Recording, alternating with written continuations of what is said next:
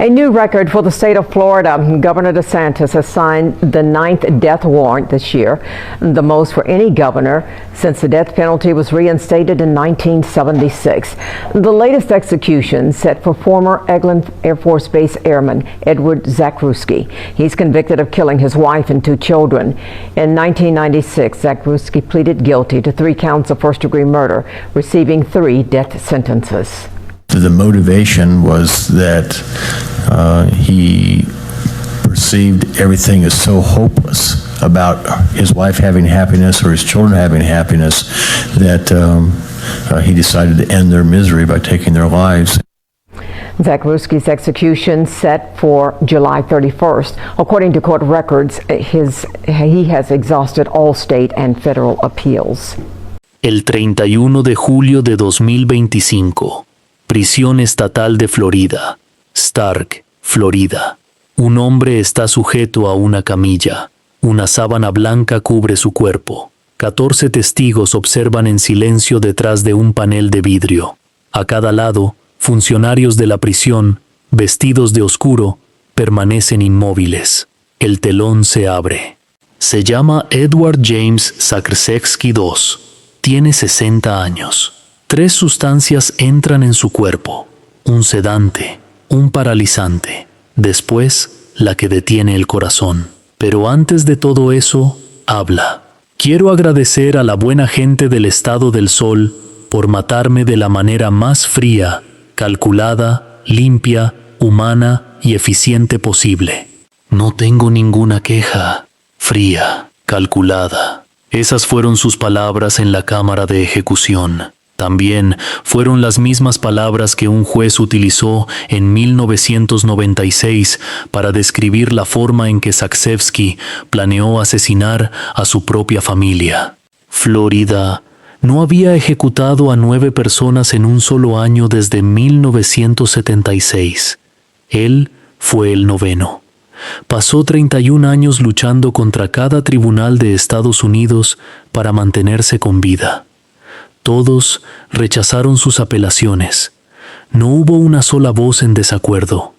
Pero la batalla legal no es la parte más inquietante de esta historia. Lo que se dijo en voz alta antes de que alguien muriera es lo que seguirá dando vueltas en tu mente mucho después de que termine este video. Bienvenido a The Execution Archive, donde contamos los casos que merecieron mucha más atención de la que recibieron. Si es la primera vez que nos acompañas, suscríbete ahora mismo. Lo que viene a continuación es mucho más impactante. Su nombre al nacer era Ponim. Había nacido en Corea del Sur. No era una mujer escandalosa ni llamativa. Era de esas personas que seguían adelante en silencio, con paciencia y determinación, sin importar los obstáculos. Amaba profundamente su país y, durante gran parte de su vida adulta, conservó la esperanza de regresar algún día. Antes de conocer a Edward Zakrzewski, había estado casada con otro militar estadounidense.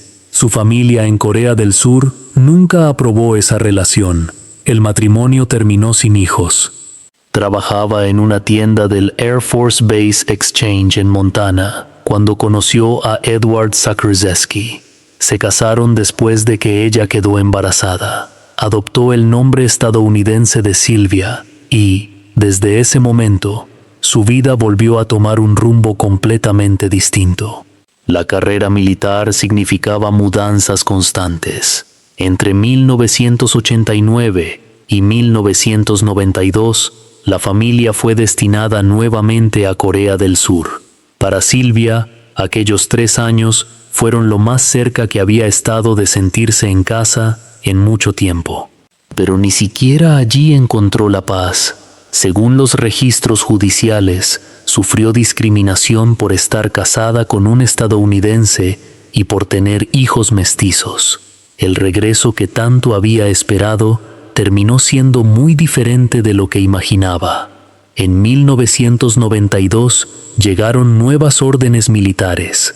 La familia se trasladó a Mary Esther, en el condado de Okaloosa, Florida, cerca de la base de la Fuerza Aérea de Eglin. En abril de 1994 compraron su primera casa juntos, en Shrewsbury Road, a unos 65 kilómetros al este de Pensacola. Desde afuera, parecía el hogar de una familia que por fin había echado raíces. Dentro de esa casa vivían 2 niños. Edward Zakrzewski III tenía 7 años. En la familia todos lo llamaban por su segundo nombre coreano, Kim. Anna Zakrzewski tenía 5. A comienzos de 1994, Silvia tomó una decisión. Quería divorciarse, planeaba regresar a Corea del Sur y llevarse a sus 2 hijos. Tenía 34 años, solo quería volver a casa. Esa decisión, la de una madre que quería regresar a su país, fue la que puso todo en marcha, y alguien ya había decidido exactamente cómo iba a impedirlo. Edward James Zakrzewski de Sudo nació el 31 de enero de 1965 en Kalamazoo, Michigan. Era de ascendencia polaca. Durante un tiempo asistió a la universidad, pero después se alistó en la Fuerza Aérea de Estados Unidos. No era un hombre que abandonara las cosas a mitad de camino. Era disciplinado, constante y metódico. Con los años ascendió hasta el rango de sargento técnico, un cargo de supervisión que exige liderazgo, años de servicio y la confianza de sus superiores. Para 1994, también había retomado sus estudios en Knight College, mientras continuaba con sus responsabilidades militares. Estaba a solo 1 año de obtener su título.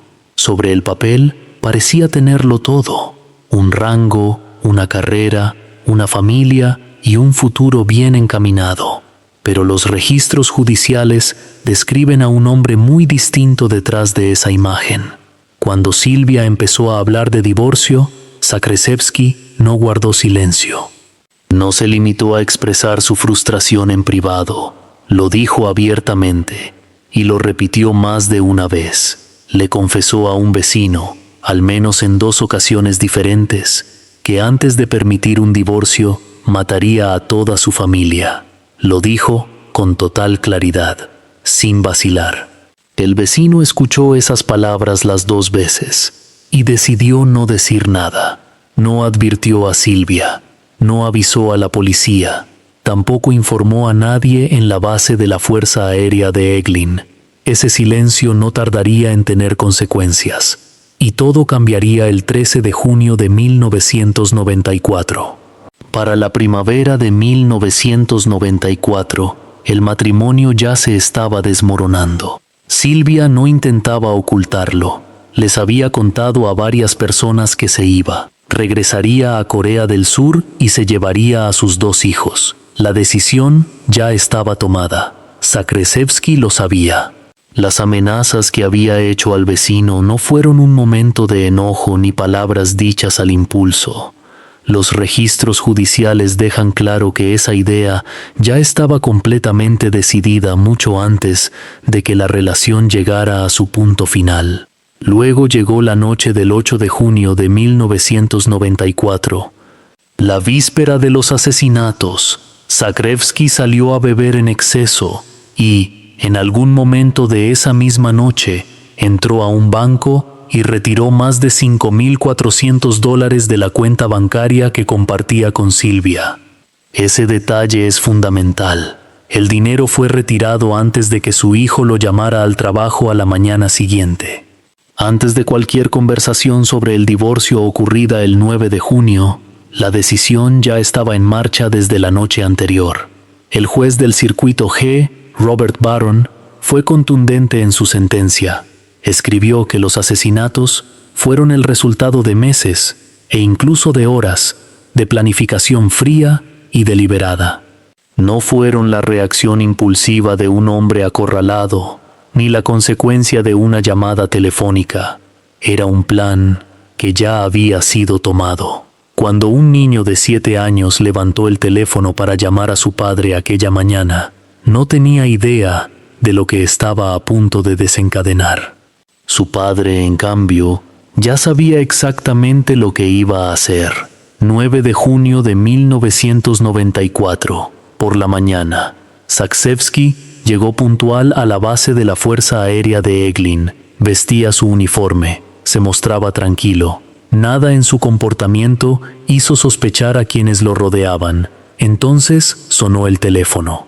Era su hijo de 7 años, Edward, llamando desde la casa a la base de la Fuerza Aérea. El mensaje era sencillo. Su madre quería divorciarse y pensaba regresar a Corea del Sur con los niños. Los registros judiciales nunca establecieron de manera definitiva si Silvia le pidió a su hijo que hiciera esa llamada. Lo que ocurrió después sí quedó plenamente documentado. Durante su hora de almuerzo, Zakrzewski condujo hasta una tienda de excedentes militares y compró un machete. Después, fue a la casa de Shrewsbury Road, aprovechando que su familia no estaba.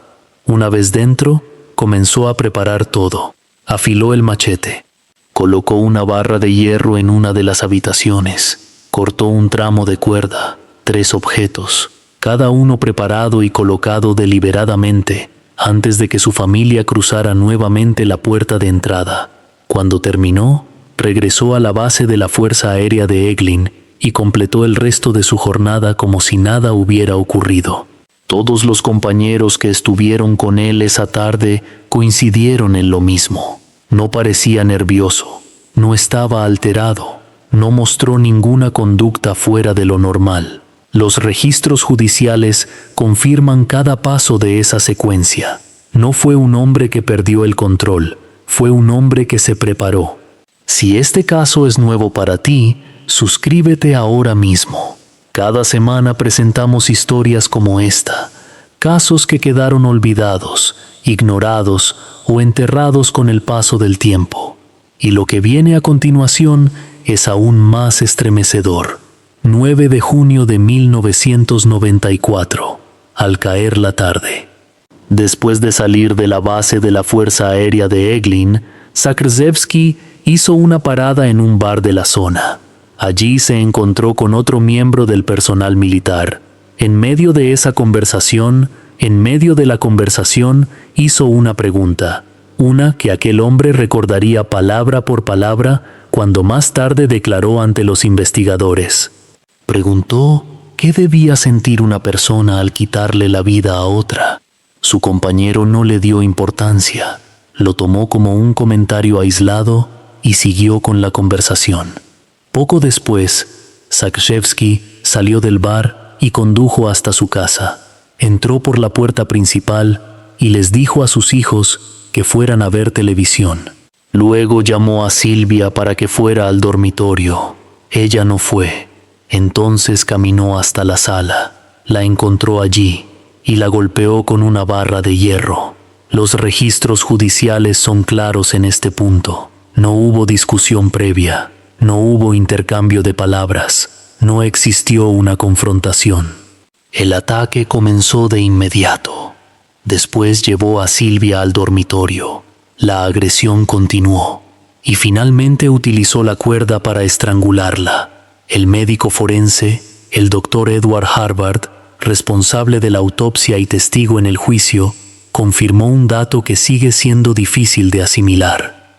A pesar de la fractura de cráneo y de las múltiples heridas que presentaba, Silvia aún seguía con vida cuando fue estrangulada. Tenía 34 años. Después de matarla, Zakrzewski llamó a Edward, su hijo de 7 años, al baño y le pidió que se cepillara los dientes. Luego llamó por separado a Anna, de 5 años. Los hallazgos de la autopsia del Dr. Harvard confirmaron que ambos niños presentaban heridas defensivas en brazos y manos. Son lesiones que aparecen cuando una persona intenta protegerse instintivamente de un ataque, con apenas 7 y 5 años. Los dos intentaron defenderse. El analista de patrones de manchas de sangre Jan Johnson declaró durante el juicio que, según la evidencia física encontrada en la escena, Anna estaba arrodillada junto al borde de la bañera cuando recibió el golpe. Su hermano ya estaba allí. Las pruebas forenses confirmaron que Ana vio lo que le ocurrió a Edward antes de sufrir el mismo destino. Después, Zakrzewski regresó a la habitación y descubrió que Silvia seguía con vida. Volvió al baño con el machete. Cuando todo terminó, colocó a los 3 miembros de su familia juntos en ese baño. Luego caminó hasta el lavabo. Se limpió, se cambió de ropa y salió por la puerta principal. Condujo hasta un bar, bebió hasta quedar prácticamente inconsciente y terminó desmayado dentro de su automóvil. Esa misma noche, unos agentes lo encontraron, le retiraron las llaves del vehículo y le indicaron que pasara por la estación a recogerlas a la mañana siguiente. No tenían la menor idea de lo que había dentro de la casa de Shrewsbury Road. 10 de junio de 1994. Por la mañana, Zakrzewski seguía sin las llaves de su automóvil. La policía se las había quitado la noche anterior. Regresó caminando a Shrewsbury Road. Al llegar, entró a la casa por una ventana. Su esposa y sus 2 hijos seguían en aquel baño. Pasó junto a ellos, se puso el uniforme de trabajo, encontró una llave de repuesto y condujo hasta la base de la Fuerza Aérea de Eglin. Se presentó a trabajar, se sentó junto a sus compañeros. No mostró la más mínima señal de lo ocurrido, ni una palabra, ni una mirada, ni un solo gesto que delatara lo que había hecho. Se marchó antes de terminar su turno, condujo hasta el banco y retiró el dinero que aún quedaba en la cuenta. Después, se dirigió al Aeropuerto Internacional de Orlando y abordó un vuelo con destino a Hawái. Para cuando ese avión despegó, nadie en Florida sabía dónde estaba. La casa de Shrewsbury Road permaneció intacta durante 3 días. Nadie fue a ver a Silvia, nadie llamó a la casa, nadie tocó la puerta. 3 personas, una madre y sus 2 hijos pequeños, permanecieron en aquel baño durante 3 días completos, mientras el mundo seguía su curso como si nada hubiera ocurrido. 13 de junio de 1994. Personal de la base de la Fuerza Aérea de Eglin se dirigió a Shrewsbury Road. Zakrzewski no se había presentado a trabajar. Había sido reportado como ausente sin autorización. Entonces dieron aviso a la oficina del sheriff del condado de Okaloosa. Los agentes llegaron al lugar. Encontraron una ventana forzada. Entraron a la vivienda. Lo que hallaron dentro los dejó completamente impactados. El exfiscal adjunto Bobby Elmore, quien más tarde procesó el caso, afirmó que era la escena del crimen más estremecedora de toda su carrera. El detective Joe Nelson, investigador principal de la oficina del sheriff del condado de Okaloosa, dijo exactamente lo mismo. 3 evidencias forenses llamaron la atención de inmediato. Sangre en el sofá de la sala, debajo de una camisa perteneciente a Zakrzewski. Sangre en unos calcetines encontrados dentro del cesto de la ropa sucia. Y su vehículo había desaparecido. Sin demora, fue identificado como el principal sospechoso. El FBI y el Servicio de Alguaciles de Estados Unidos se unieron a la búsqueda. La casa de su familia en Kalamazoo, Michigan, quedó bajo vigilancia. Se localizó e interrogó a todos sus contactos conocidos. No apareció ninguna pista. Y aquí es donde esta historia toma un giro que explica por qué tan pocas personas conocen hoy los nombres de Silvia, Edward y Anna Zakrzewski. La noche anterior al hallazgo de esos 3 cuerpos, Nicole Brown Simpson y Ronald Goldman fueron encontrados sin vida frente a la casa de Nicole, en Brentwood, California. Y la mañana del 13 de junio, mientras los agentes procesaban la escena en Shrewsbury Road, 95 millones de personas observaban por televisión una camioneta Ford Bronco blanca avanzar lentamente por una autopista de California. Todo el país miraba hacia otro lado. 3 personas que merecían ocupar los titulares apenas recibieron atención. Zakrevsky llegó a Hawái con una ventaja muy clara. Allí no tenía antecedentes, conocidos ni ningún vínculo que pudiera delatarlo. Primero se estableció en Maui. Cuando el dinero empezó a agotarse, se trasladó a Molokai, una de las islas más pequeñas y aisladas del archipiélago hawaiano. Vivía bajo una identidad falsa. Los registros judiciales mencionan dos alias, Michael Ray Green y Robert Michael Green. En Molokai conoció a un pastor y a su esposa, quienes dirigían una pequeña comunidad religiosa. Se presentó como alguien que buscaba trabajo. A cambio de realizar labores de mantenimiento, le ofrecieron un lugar donde quedarse.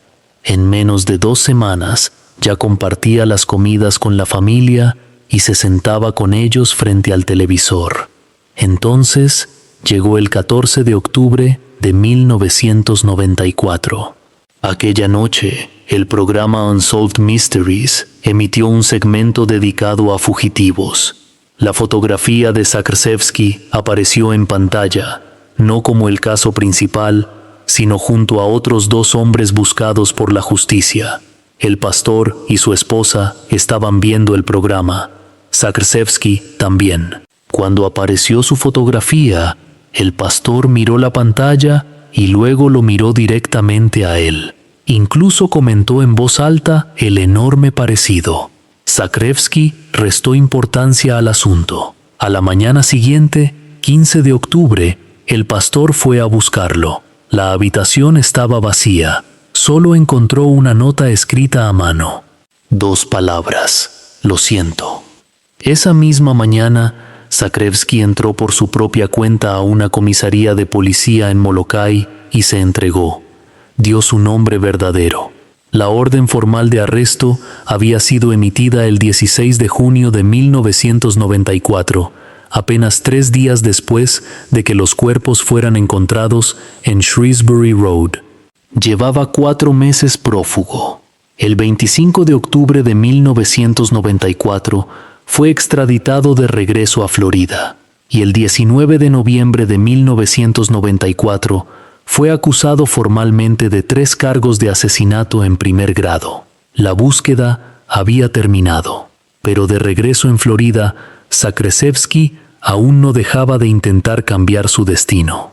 En agosto de 1995, mientras permanecía recluido en la cárcel del condado de Okaloosa, fue sorprendido junto a otro interno intentando escapar por la cerca perimetral. Ni siquiera tras las rejas había renunciado a encontrar una salida. No lo consiguió. El 19 de marzo de 1996, compareció ante el tribunal y se declaró culpable de los 3 cargos de asesinato en primer grado. Las pruebas en su contra no dejaban una alternativa creíble. Entonces comenzó la fase de imposición de la pena. El jurado ya no debía decidir si era culpable.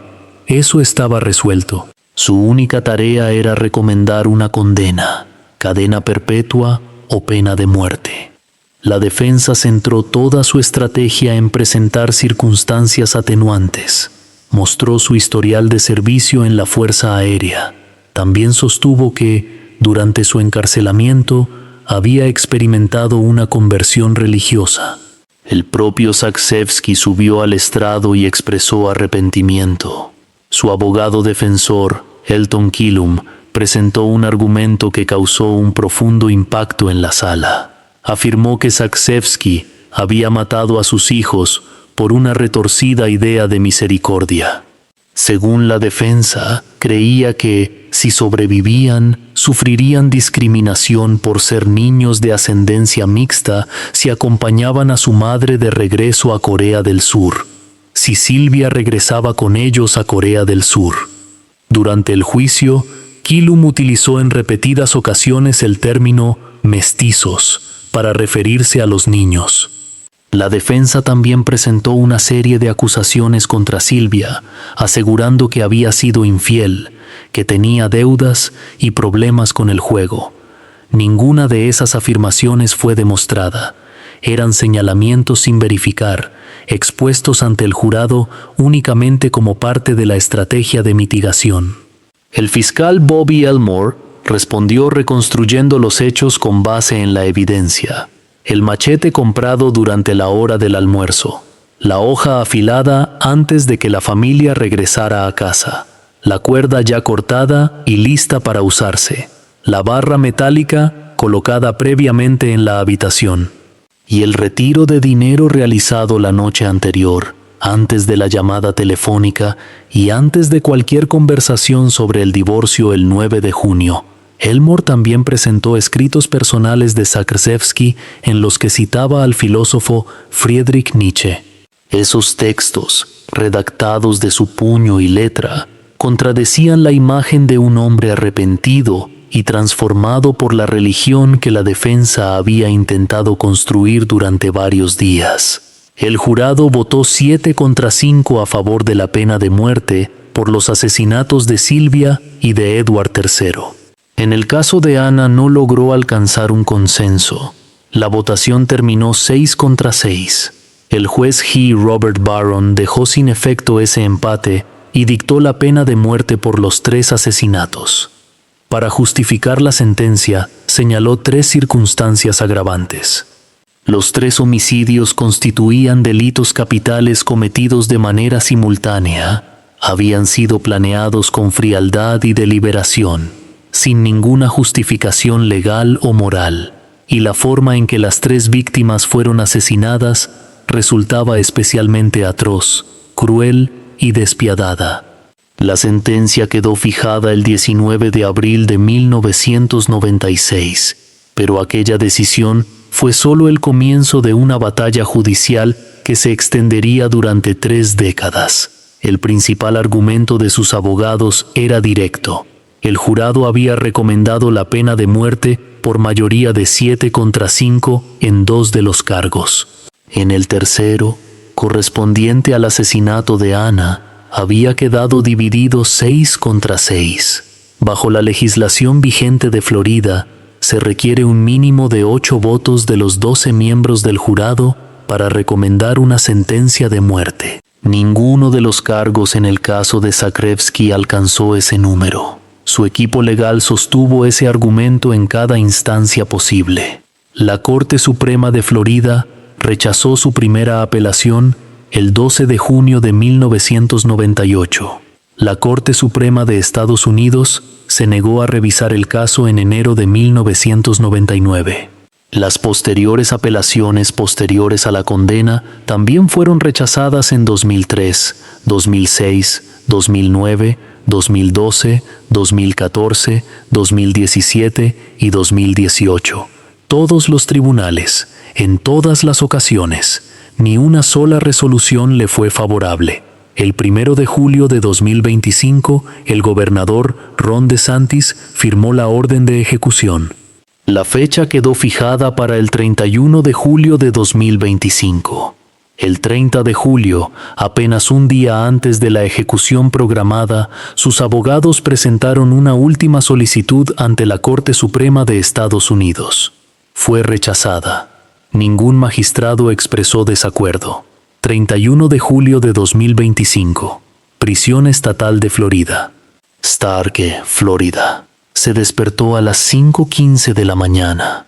Su última comida consistió en chuletas de cerdo fritas, cebollas fritas, papas, tocino, pan tostado con mantequilla, cerveza de raíz, helado, pastel y café. Ese día recibió la visita de una sola persona. Su identidad nunca fue revelada. No solicitó la presencia de un consejero espiritual. El detective Joe Nelson, el mismo investigador que había entrado a la casa de Shrewsbury Road en junio de 1994 y la había descrito como la escena del crimen más impactante de toda su carrera, recorrió casi 4 horas por carretera hasta la prisión estatal de Florida.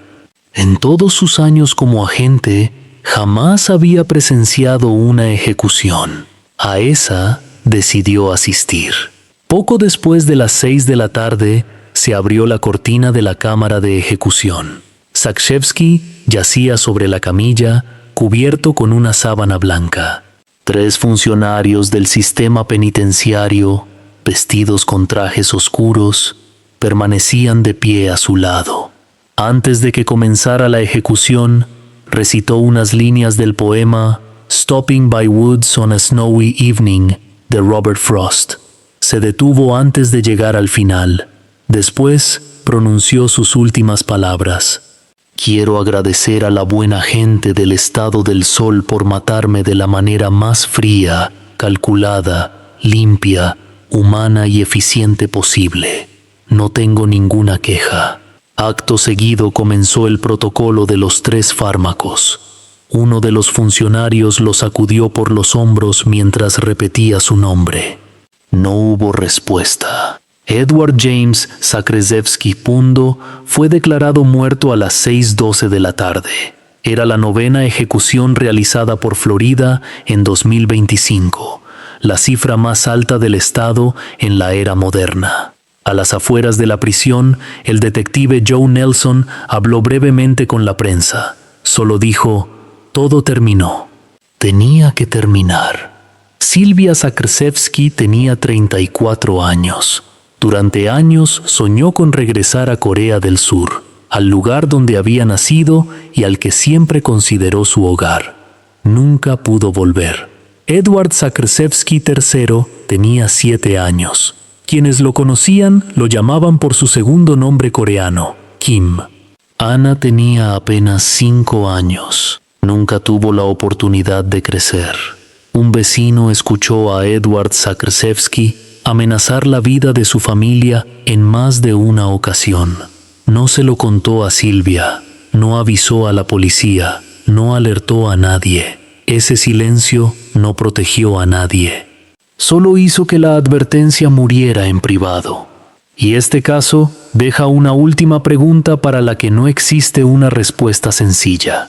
Bajo la legislación vigente de Florida, el empate del jurado 6-6 por el asesinato de Ana habría significado una condena de cadena perpetua, no la pena de muerte. La facultad del juez para imponer una sentencia de muerte pese a ese empate ya no existe. Si eso significa que se hizo justicia o si el sistema llegó a un resultado que hoy ya no sería legal, es una pregunta que cada persona deberá responder por sí misma. Es una pregunta que cada persona que ha seguido este caso deberá responder por sí misma. Edward James Zakrzewski nació el 31 de enero de 1965. Fue ejecutado el 31 de julio de 2025, exactamente 60 años después de su nacimiento. Su esposa y sus 2 hijos nunca estuvieron siquiera cerca de alcanzar esa edad. ¿Qué momento de esta historia te impactó más? ¿El vecino que decidió guardar silencio? ¿El niño de 7 años que tomó el teléfono aquella mañana sin imaginar lo que desencadenaría? ¿O el hecho de que este caso quedara prácticamente olvidado desde el primer día, porque 95 millones de personas estaban mirando otra historia? Déjanos tu opinión en los comentarios, y si esta historia te conmovió, compártela. Muy pocas personas conocen hoy los nombres de Silvia, Edward y Ana Zakrzewski. Suscríbete para que historias como la suya no vuelvan a quedar en el olvido.